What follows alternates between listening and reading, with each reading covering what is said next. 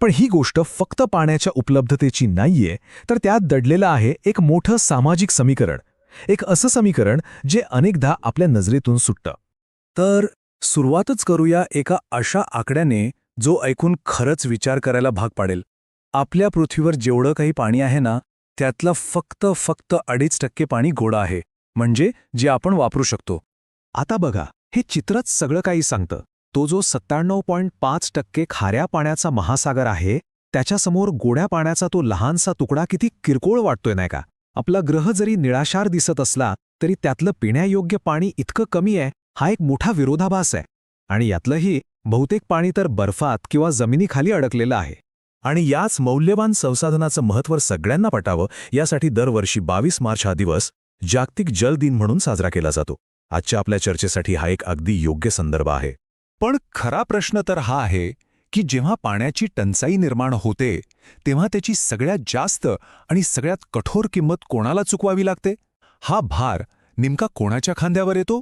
आणि इथेच या कथेला एक मानवी आणि अनपेक्षित असं वळण मिळतं. संयुक्त राष्ट्रांनी 2026 साठी जी संकल्पना मांडली आहे ती आपल्याला थेट या पाण्याच्या संकटाच्या मूळ गाभ्यापर्यंत घेऊन जाते. म्हणजेच त्याचं लिंगभावाशी असलेलं नातं उलगडते. हे कटू सत्य आहे. जगभरातल्या बहुतेक समाजांमध्ये घरासाठी पाणी आणण्याची जबाबदारी ही परंपरेने महिला आणि मुलींचीच मानली जाते आणि यासाठी त्यांचे अगणित तास रोजच्या रोज खर्च होतात. आणि हा फक्त वेळेचा अपव्यय नाहीये, याचे परिणाम आयुष्य उद्ध्वस्त करणारे ठरू शकतात. मुलींची शाळा सुटते, महिलांच्या हातातून रोजगाराच्या संधी निसटून जातात आणि अनेकदा दूरवर एकट्याने पाणी आणायला जाताना त्यांच्या सुरक्षेचा एक गंभीर प्रश्न निर्माण होतो. म्हणूनच संयुक्त राष्ट्रांची 2026 सालची ही घोषणा इतकी अर्थपूर्ण आहे.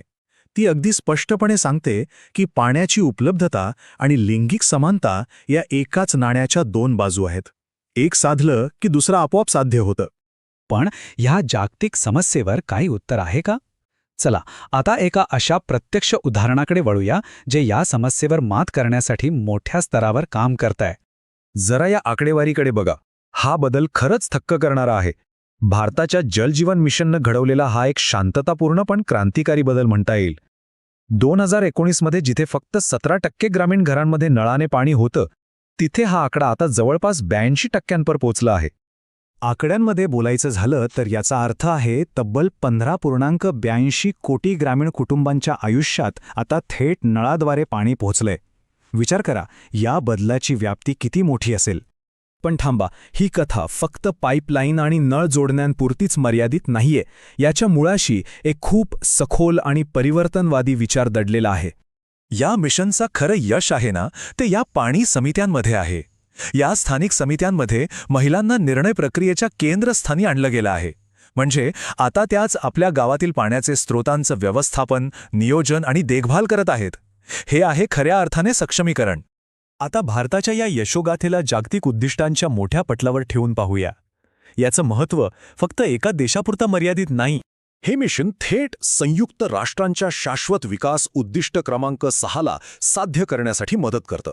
याचं ध्येय आहे 2030 पर्यंत जगातल्या प्रत्येकाला स्वच्छ पाणी आणि स्वच्छता उपलब्ध करून देणं. आणि भारताने उचललेलं हे पाऊल त्या दिशेने एक मोठी झेप आहे. हाच विचार भारताच्या पंतप्रधानांच्या संदेशातूनही पुढे येतो, जो आपल्याला जागतिक पातळीवर पाण्याच्या संवर्धनासाठी एकत्र येण्याचं आवाहन करतो. कारण पाणी केवळ जीवन टिकवत नाही, तर ते समाजाचं आणि आपल्या ग्रहाचं भविष्य घडवतं. आणि जाता जाता एक महत्त्वाचा प्रश्न, जर पाण्याची उपलब्धता साधण्यासारख्या एका मूलभूत गोष्टीमुळे लैंगिक समानतेसारखा मोठा बदल घडू शकत असेल, तर आपल्या समाजात खोलवर रुजलेल्या इतर विषमता दूर करण्यासाठी असेच सोपे पण प्रभावी उपाय आणखी कुठे दडले